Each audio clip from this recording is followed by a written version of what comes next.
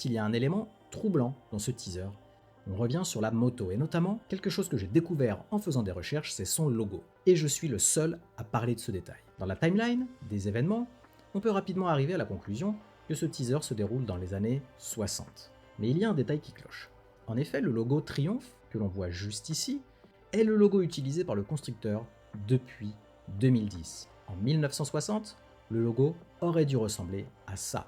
Alors oui, certains vont me dire que ce n'est qu'un détail et que c'est juste une erreur, et c'est ce que me dit mon ami Deviant, mais non, je n'y crois absolument pas. Un détail aussi gros, aussi visible, en plein milieu de l'image ne serait jamais laissé au hasard pour un accessoiriste ou un chef décorateur, surtout quand on sait que ces gars-là sont des tarés du détail, et encore moins sur un film à 500 millions de dollars. Donc évidemment, cette moto joue un rôle.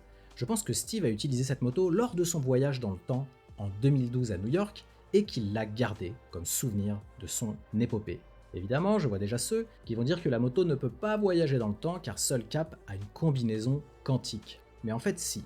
Et la preuve, c'est que Cap embarque bien avec lui Mjolnir et une mallette.